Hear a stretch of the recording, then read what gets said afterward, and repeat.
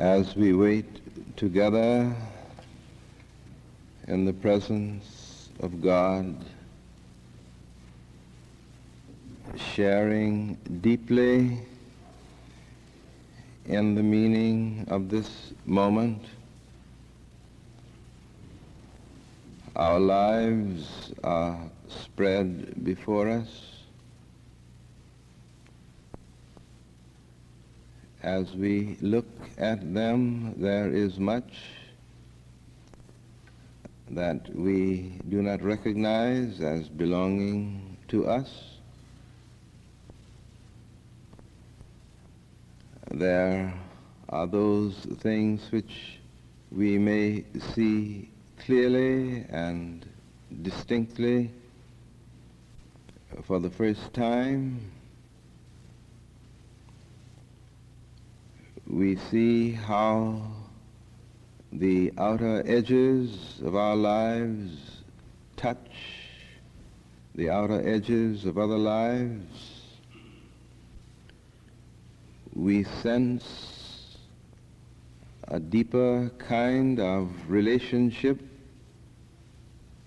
that gives to us reassurance and strength which we gather from those who walk the way with us. All of the predicaments and the problems and the issues of our lives pile in upon us, and we seek for some clue by which all of the things that involve us may fall into place and make sense to our minds and our spirits. We grapple with our hungers and our desires, with the fears and frustrations and overriding anxieties with which we face tomorrow and these succeeding days. And we hope that as we wait in the quietness, some quality of stillness will invade us, that the foundations of our lives may become more secure, and the steps which we must take may be more certain and more fulfilling. And thus, our Father, without presuming to make suggestions to Thee about what Thou shouldst do in us and for us, we hold still with all of our lives spread before us and before Thee, with the simple trust that Thou wilt bless us.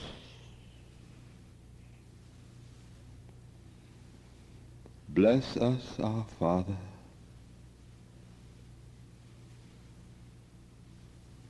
with Thy Spirit, with Thy wholeness, with Thy benediction.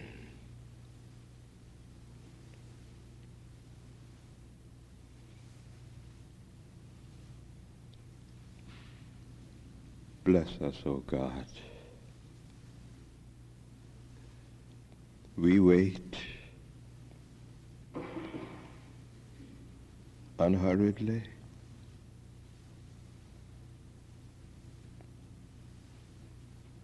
for Thy blessing.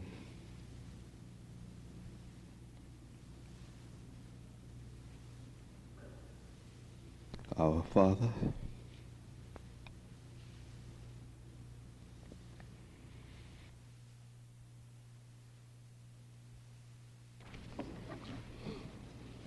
we continue and conclude our discussion on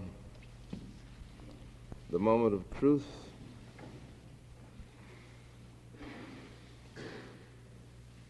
Eight-year-old Johnny was very serious when I called him into my office at the hospital and explained how he could save the life of his little sister. Mary, age 6, was near death, a victim of a disease from which Johnny had made a miraculous recovery only 2 years earlier. Now Mary's only chance was a blood transfusion from someone who had previously conquered the illness. Since the two children had the same rare blood type, Johnny would be the ideal donor. "Johnny," I asked, "would you like to give your blood for Mary?" He hesitated a moment, his lower lip trembling, but I had seen many people older than Johnny who were a little frightened by the idea of giving blood, so I thought no more about it. Then he smiled and said, "Sure, Dr. Morris, I'll give my blood for my sister." The operating room was prepared and the children wheeled in.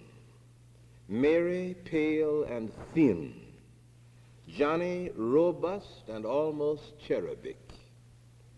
Neither spoke, but when their eyes met, Johnny grinned broadly. As Johnny's blood siphoned into Mary's veins, her pale skin began to turn pink. There was complete silence as the operation proceeded. But then Johnny spoke in a brave little voice I will never forget. "Say, Dr. Morris," he said, "when do I die?" It was only then that I realized what that moment's hesitation, that almost imperceptible trembling of the lip had meant when I had talked to Johnny in my office. He thought that giving up his blood for his sister meant giving up his life. In that brief moment, he made his great decision.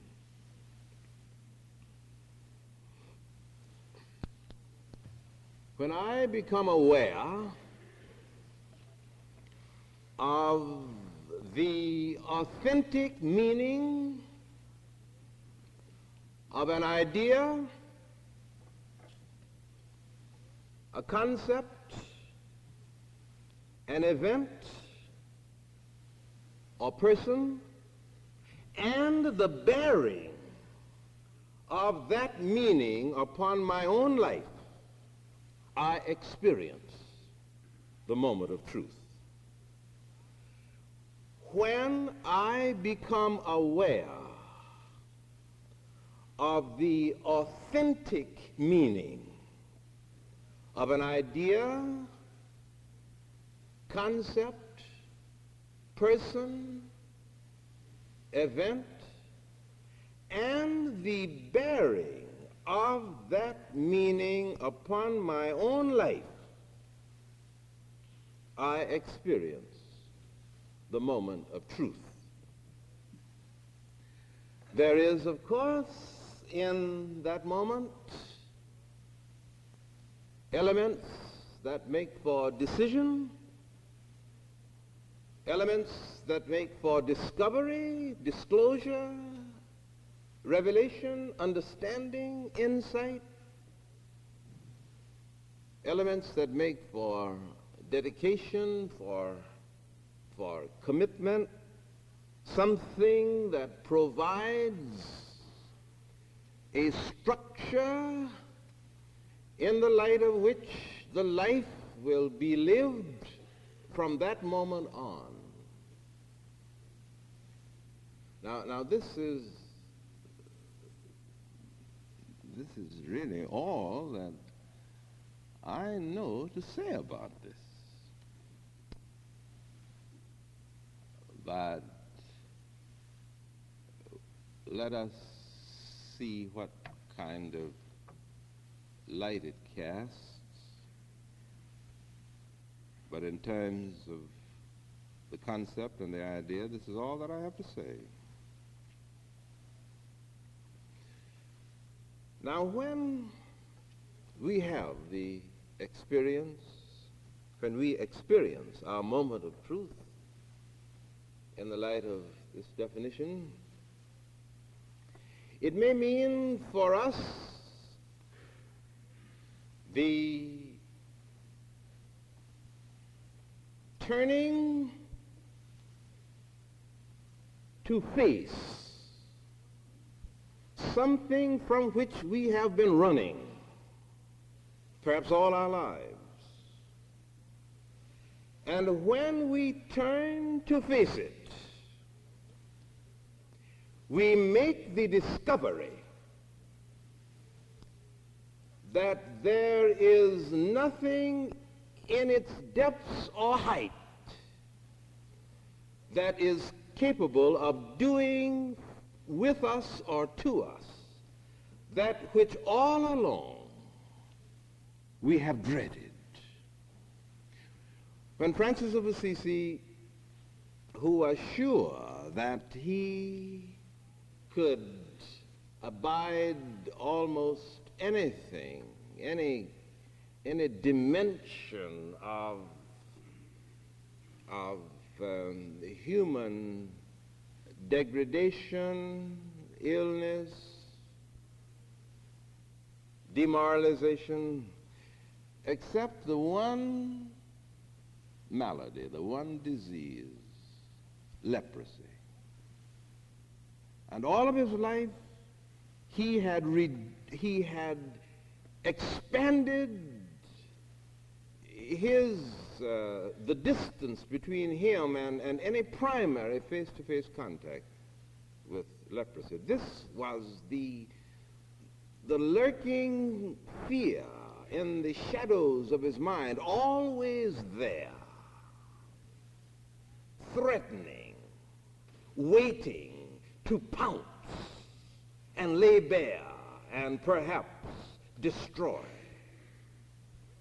He made his great commitment growing out of the moment of truth which he experienced in the little chapel that he was commanded to rebuild. And on his horse, riding away, he made a turn in the road, and there he was face to face with a leper. And instinctively, he pulled the horse around and started galloping away in the opposite direction because he could not abide a primary exposure to this. And then he remembered, through the peculiar experience of the voice that spoke deep within him, about the quality and the meaning of his commitment, and he turned quickly around and went back and got off his horse and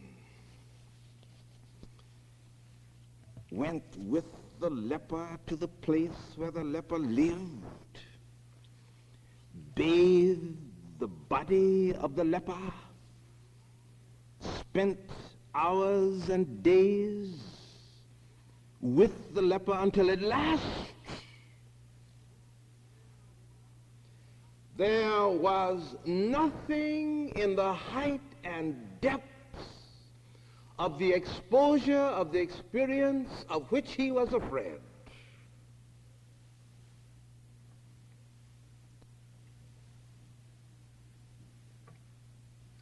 And this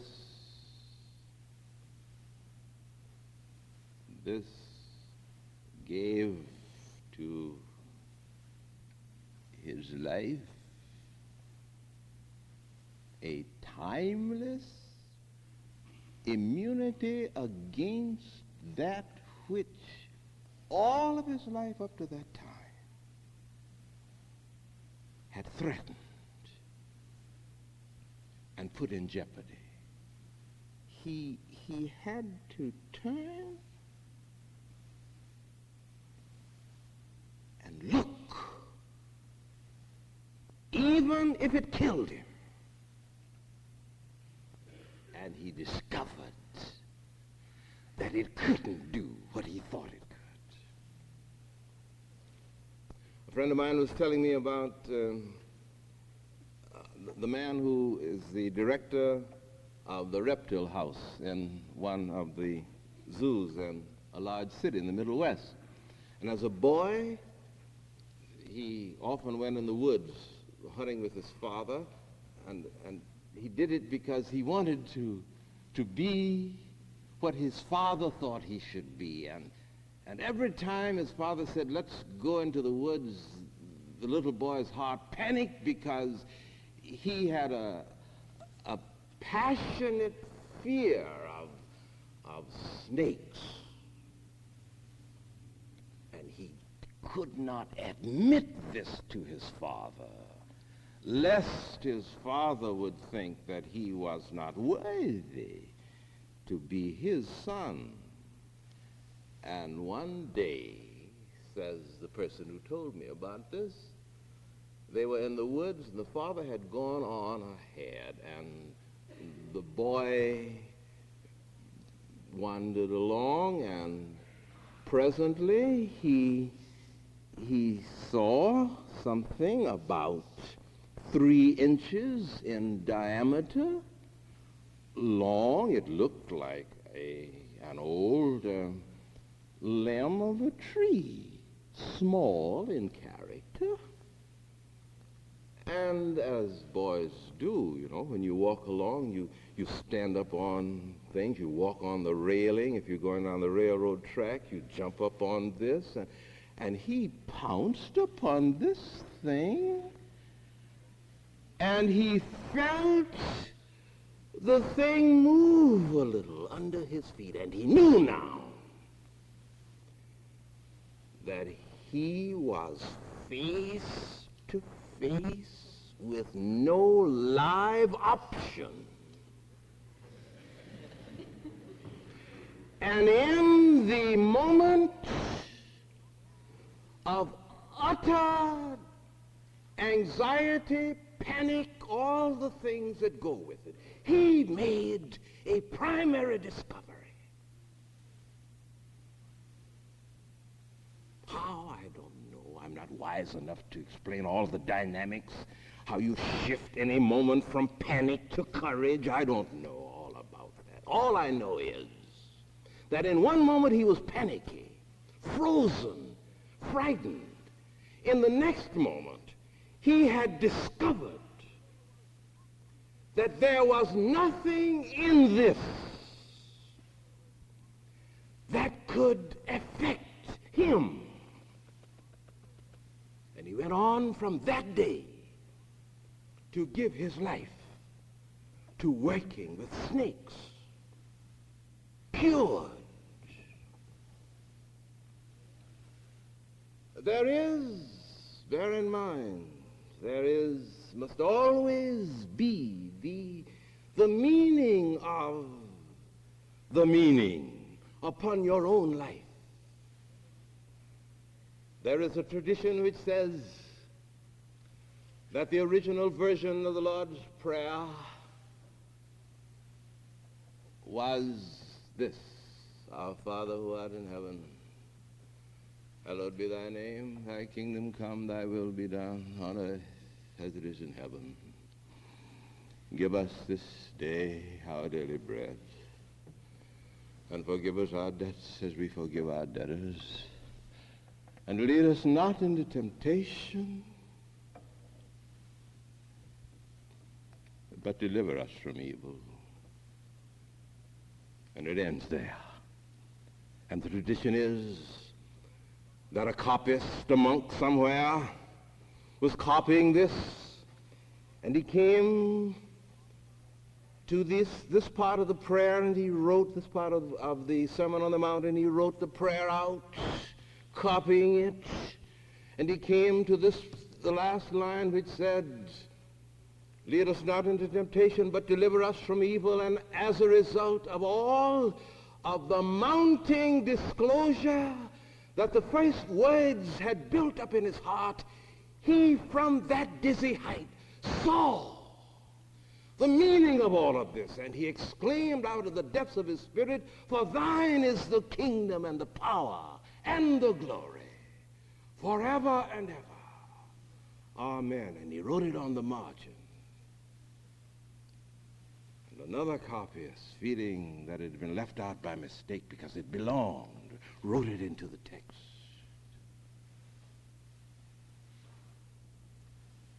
When those of you who saw this, if I may make a reference to something as mundane as television,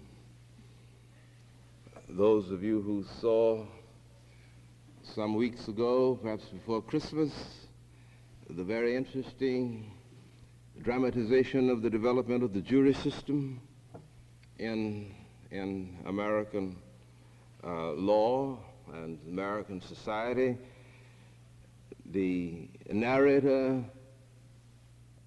said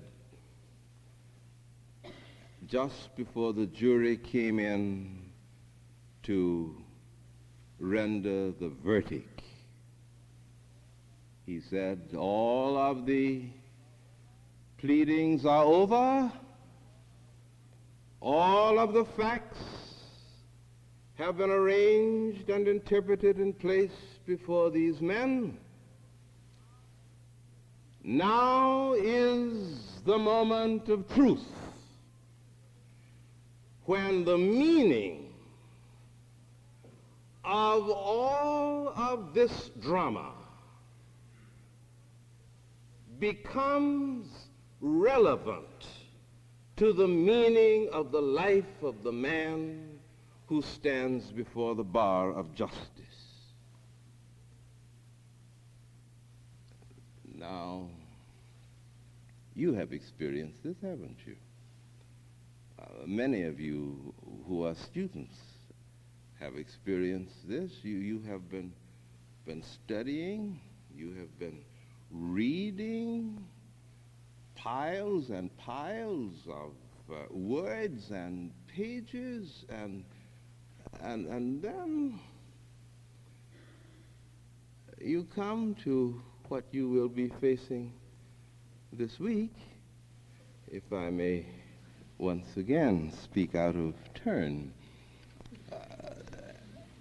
And what you may discover is that in one question that appears in the examination, as you sit waiting, and if you can look into the meaning of the question, suddenly all the reading, all the lectures, all the things you have heard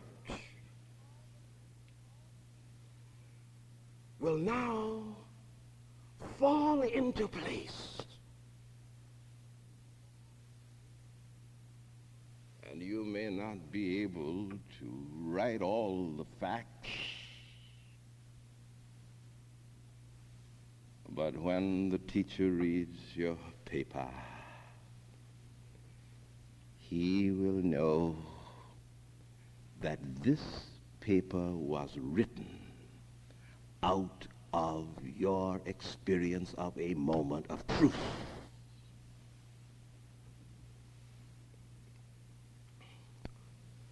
Now, there is another dimension of this. When I experience my moment of truth or a moment of truth, it moves because it has meaning. It must have meaning for me. It moves to the very center of the kind of estimate that I place upon the significance of my own life. And this is the only thing that ultimately, I think, can attack any feelings that yield a lack of self-confidence. If I may illustrate it, one day, many years ago, in a conversation with Lincoln Steffens, the name may be familiar to you, his son rushed into the living room where we were seated talking. And we stopped, and Mr. Steffens introduced me to his son, whose name was Pete. And then, as Pete said hi and started out of the door, and his father called to him and said, now, Pete, is that on the level? And he said, oh, yes, he has a nice face, and went out of the door. And when he was gone, Mr. Steffens began talking to me about his son. He said, you see, one day my son Pete said to me, Daddy, there isn't anything left for me to do. People come from all over the country to see you, to get you to write your name on a book or something, and you can write your name on a little piece of paper, and I can take it down to the bank for you, and I can get money. You've taken everything. There's just nothing left for me. I can only be the shadow of my father. There is no moment of truth, he meant, that can be my own, because you have established squatters' rights on all of them for all of the Steffens. And then his father, who at that time was about 70 years old, said to him, Pete, come with me into the front yard. I want to show you something. So they walked out down the steps into the yard, and they came to the gate. Now, their house was located on a corner, and the gate of entrance was about 50 yards from the corner. So Lincoln Steffens said to Pete, I will race you from the corner to the gate, and the only condition is that you must keep running the distance until I've made it once. So they started out,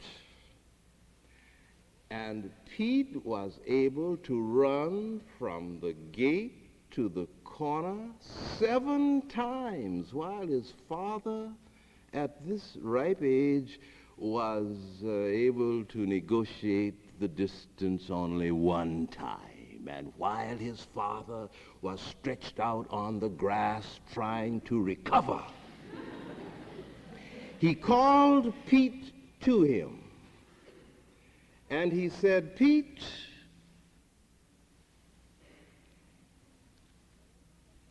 whatever else you may forget, however much you may be impressed by the knowledge and the prestige and the power and the influence of your father, remember that you can run from the gate to the corner 7 times, while I can do it only once. And you will never find a human being anywhere in the world with reference to whom in some dimension you will not be able to do this. So when all around you are overwhelmed,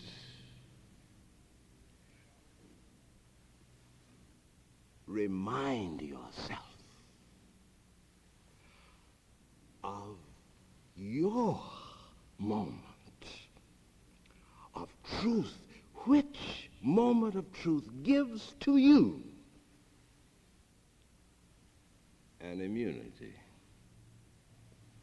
against all the darkness by which you may be surrounded. Now, pull it all together. When I am able to get the authentic meaning of an event, a person, an idea, concept, and to see the bearing of that meaning upon my own life, this is to experience the moment of truth. Now, there is an element that is given in this, you see, because I think that the moment of truth, in whatever dimension it may be operating, the moment of truth is a part of the givenness of God. It is the experience by which the mind and the spirit and yes, the soul of man gets a confirmation that enables him to live into the meaning of his life, not only with a sense of responsibility, but with a dignity and a power. Now, this is why in our own faith so much attention is given to the coming to God as one is, with utter honesty, without pretension, so that all that one's life is in the midst of one's own utter context. Here, the person is able, when he faces the scrutiny of God, to find out what, at long last, he ultimately amounts to. And once you have discovered this,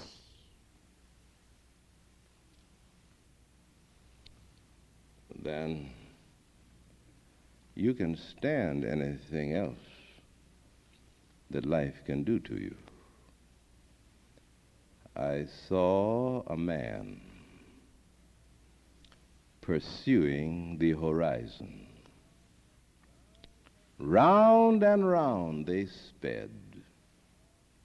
I was disturbed at this. I accosted the man. I said, "It is futile. You can never." "You lie," he cried, and ran on. Darkness can do many things, but one thing it cannot do. It cannot put my candle out.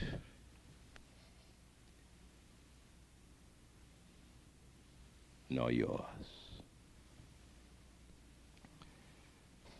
Walk beside us, our Father, in the way that we take. Leave us not alone in the arrogances of our mind and spirit, but bless us with thy companionship and the assurance of thy truth, that what we do and think and become may give joy to thy heart and glory to thy spirit.